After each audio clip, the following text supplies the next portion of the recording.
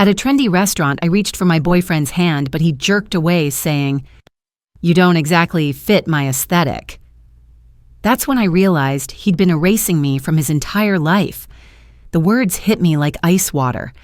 I sat there staring at Ryan's face as he casually typed on his phone, completely oblivious to the fact that he'd just shattered something fundamental inside me. The candlelit atmosphere of Romano's suddenly felt suffocating.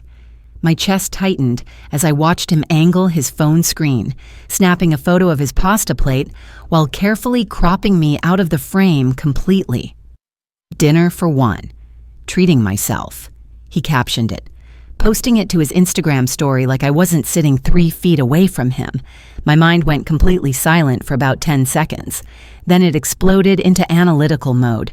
I'm a senior digital marketing strategist at Davidson & Associates, and I've spent the last 5 years building and destroying online brands for Fortune 500 companies. I know what image management looks like when someone's trying to control their narrative. The casual cruelty in Ryan's voice, the practiced way he'd angled that camera, the immediate social media post. This wasn't spontaneous. This was systematic.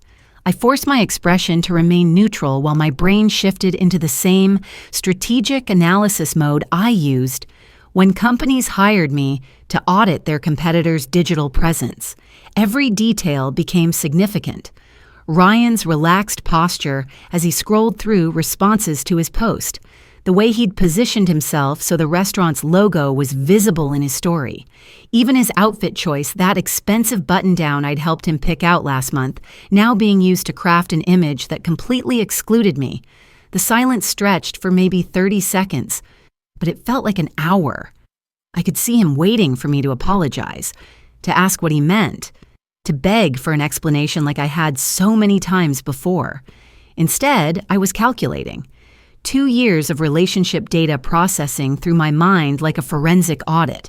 The pattern recognition skills that made me excellent at my job were now dissecting every interaction we'd ever had. "Interesting choice of words, Ryan," I said quietly, setting down my wine glass with deliberate precision. "Aesthetic. That implies you've been curating your image around me for a while." I looked directly at him, my voice steady.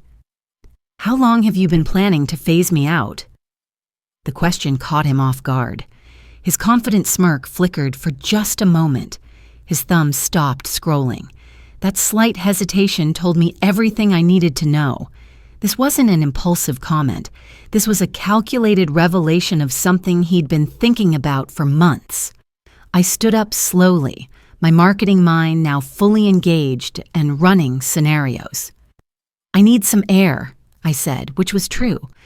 But more than that, I needed space to think about exactly how I was going to handle this strategic pivot in my life. Ryan's smile returned, dismissive and satisfied. "Don't be so dramatic, Judy. It's just dinner conversation." Walking to the restaurant's patio, I pulled out my phone and started taking notes. Not emotional venting, strategic documentation, timestamps, specific quotes, behavioral observations. The foundation of what I was already beginning to think of as my relationship audit case file. My name is Judy Metalf, and I've built my career on one principle: control the narrative before the narrative controls you. I earn $127,000 annually as a senior digital strategist, have $89,000 in savings, own my downtown condo outright, and maintain an investment portfolio worth $156,000. I'm 28 years old, and I've never lost a brand war. What Ryan doesn't know is that I've been documenting his behavior patterns for months. It started as professional curiosity. I'm naturally inclined to analyze social media presence and personal branding strategies, but his sudden interest in upgrading his image, combined with his increasingly secretive phone behavior, had triggered my professional instincts. My background gives me several significant advantages he's completely unaware of. First, I have comprehensive access to social media analytics tools, reverse image search capabilities, and digital forensic software through my company. Second, my job requires maintaining relationships with private investigators, reputation management specialists, and legal experts who handle digital evidence. Third, I understand personal branding psychology better than most therapists. I know exactly how image-conscious people like Ryan think and operate, but my biggest advantage is experience. I've dismantled carefully constructed corporate personas worth millions of dollars. I've exposed fake influencers, revealed hidden business partnerships, and traced digital footprints that companies spent years trying to bury. Ryan's amateur-level image curation is child's play compared to what I handle professionally. I also have financial independence that Ryan doesn't fully comprehend.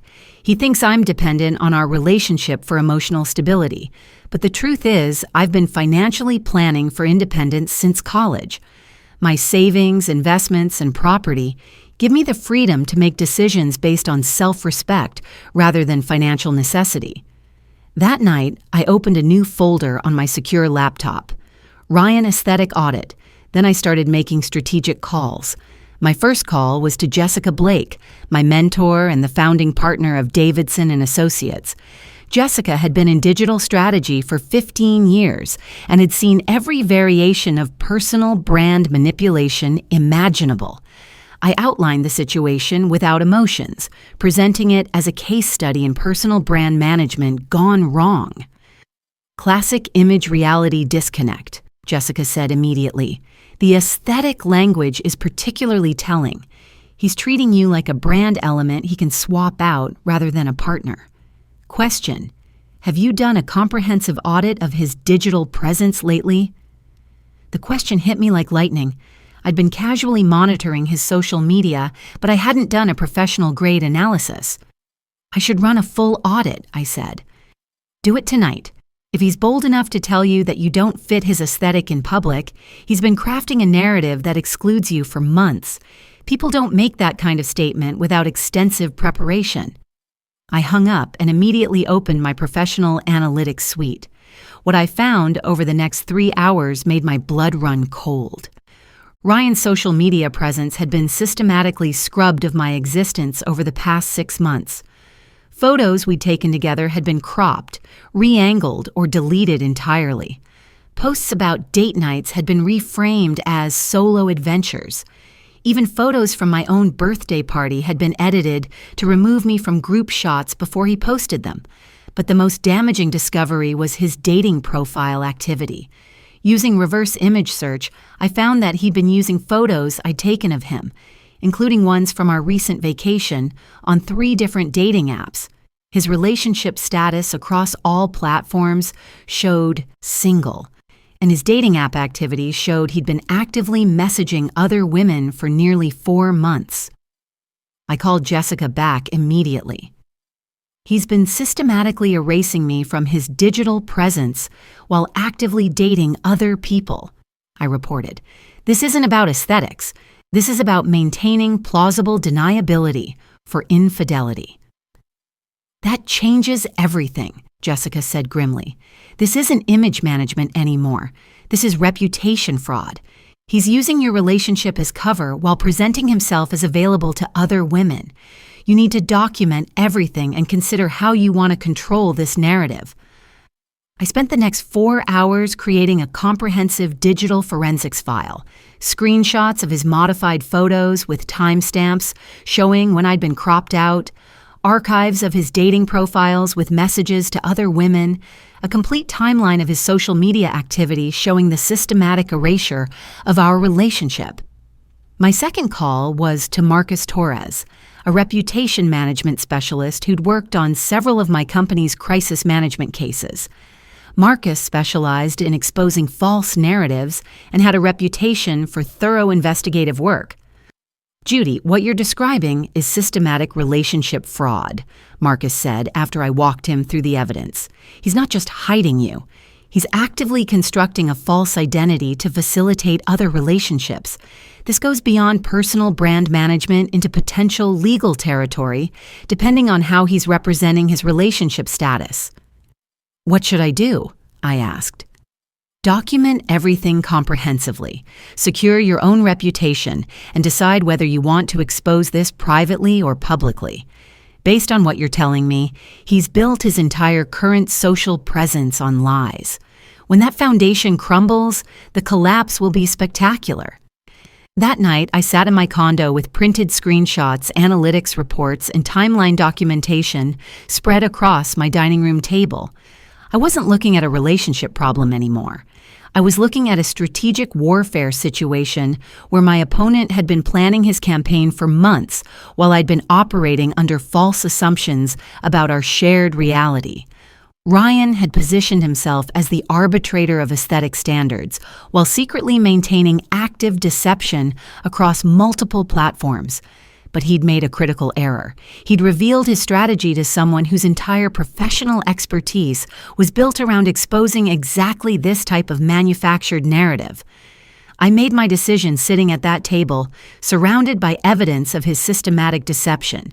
This wasn't about salvaging a relationship anymore. This was about controlling the narrative before he had a chance to spin his version of our breakup. My third call was to Diana Foster, the best digital forensic specialist I knew. Diana had previously helped me trace fake influencer networks and expose several high-profile social media fraud cases. If Ryan had been this methodical about erasing me, he'd probably left digital fingerprints that could tell the complete story. I need a comprehensive digital audit of a personal brand built on relationship deception, I told Diana. I suspect systematic fraud affecting multiple dating platforms and social media presence designed to facilitate infidelity. Personal cases are complicated, Diana warned. Are you prepared for what we might find? I'm prepared to know exactly how extensive this deception is, I said, and I'm prepared to use that information strategically. Diana quoted me $4,500 for a complete digital forensics analysis. I transferred the money that afternoon. While Diana began her investigation, I started my own audit using resources available through Davidson & Associates. Our social media monitoring tools, behavioral analysis software, and digital pattern recognition systems gave me capabilities that most people can't access. What I discovered over the next week painted a picture that was even more calculated than I'd suspected. Ryan hadn't just been erasing me from his social media. He'd been conducting an entirely separate digital life for nearly 8 months. His dating app activity showed consistent messaging with at least 12 different women over the past 6 months. The messages followed a pattern. He portrayed himself as a successful marketing professional who was taking a break from serious relationships and focusing on personal growth. He'd used photos from our relationship to establish credibility, then leveraged that credibility to build connections with other women. His social media strategy was even more sophisticated. He'd been gradually transitioning his image from relationship guy to successful bachelor by systematically removing couple-focused content while amplifying solo professional achievements and lifestyle posts. The transition was so gradual that most observers wouldn't notice unless they were specifically looking for it. But Diana's preliminary report revealed something that made me genuinely angry. Ryan had been sharing personal information about me with other women as conversation starters. Details about my job, my apartment, even private conversations we'd had. He'd been using intimate knowledge of our relationship as content for building connections with other people. This is the most systematic personal brand fraud I've investigated, Diana wrote in her summary. The subject has created an entirely separate digital identity, designed to facilitate multiple concurrent relationships while maintaining plausible deniability. Recommend comprehensive counter-strategy and reputation protection measures. I printed Diana's report, organized all my evidence, and made one more strategic decision. I wasn't going to confront Ryan privately and give him an opportunity to control the narrative. I was going to expose his systematic deception in a way that made it impossible for him to spin or minimize. But first, I needed to protect my own reputation and establish my narrative credibility. Friday evening, I posted a simple Instagram story from Romano's restaurant, the same location where Ryan had made his aesthetic comment. just a photo of the table setting with the caption, "Sometimes the most elegant thing about a dinner is realizing what doesn't belong." No context, no drama, just a subtle foundation for what was coming. Then I waited for Ryan to make his next move. I didn't have to wait long. Saturday morning, Ryan posted a gym selfie with a caption about focusing on self-improvement and raising standards. The post received his usual engagement, about 200 likes and a dozen generic comments. But I noticed something that confirmed my strategic read of his psychology. He disabled comments from accounts he wasn't following. He was already preparing to control narrative access. That afternoon, I received a text from him. "We should probably talk about last night. I think you misunderstood what I was trying to say." Instead of responding, I compiled my documentation into a comprehensive presentation. 23 slides of systematic evidence showing his 6-month campaign to erase our relationship while actively pursuing other women. Screenshots, timestamps, message threads, dating profile activity, and social media analytics all organized into a clear narrative of deliberate deception. I saved the file as Digital Brand Audit Ryan Mitchell and uploaded it to a secure sharing platform with password protection. Sunday evening, I replied to his text with a simple message. "I think I understood perfectly. Check your email." In the email, I included the presentation file with the password and a brief note. "Since you're focused on aesthetic authenticity, I thought you'd appreciate a comprehensive brand analysis of your digital presence over the past 6 months. Please review the findings at your convenience. We can discuss your response strategy after you've had time to process the data." The message was deliberately professional, using language that would feel familiar from his own marketing background, while making it clear that I'd conducted the same type of thorough analysis he'd seen me perform on corporate clients. Ryan called me within an hour of receiving the email. His voice was tight, controlled, but I could hear the panic underneath. "Judy, this is insane. Why are you documenting personal conversations like we're in some kind of corporate investigation?" "Because you've been treating our relationship like a corporate rebrand for months," I said calmly. "I just applied the same analytical standards to your behavior that I use professionally. The results speak for themselves. Those dating profiles aren't active. I was just browsing out of curiosity, and the photo editing is just normal social media curation. Everyone does that." I almost laughed. He was using the exact deflection strategies I'd seen corporate executives use when confronted with evidence of fraud. "Ryan, I have message timestamps from this week.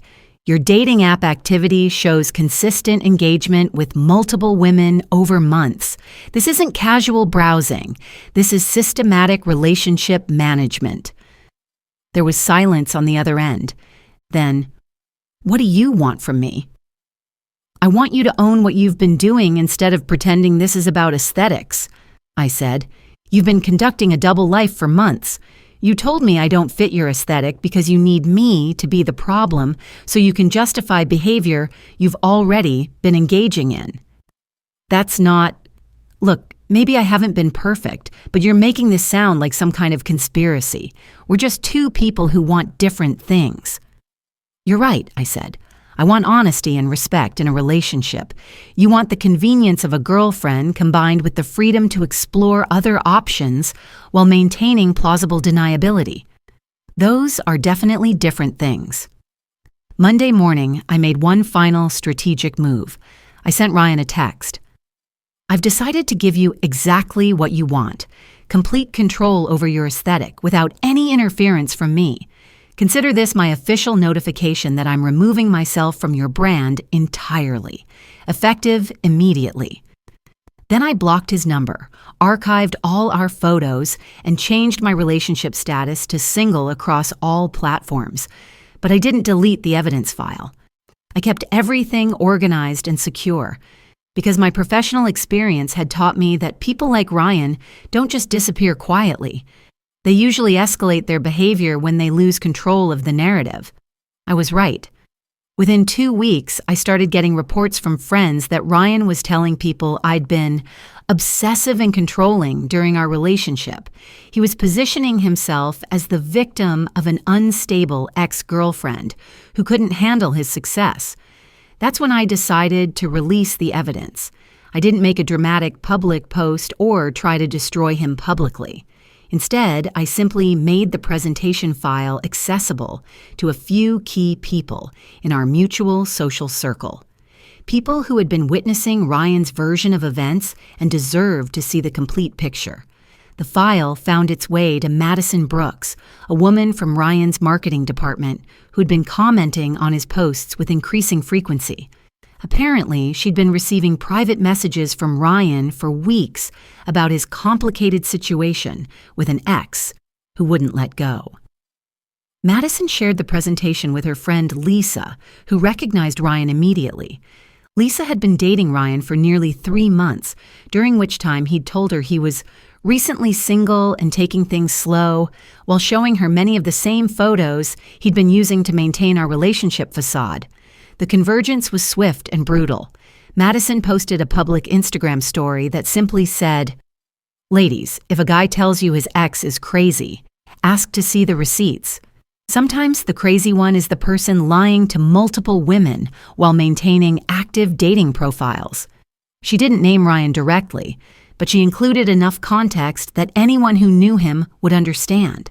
Within hours, Lisa had shared her own story about dating someone who turned out to be systematically deceiving multiple women. The social media response was immediate.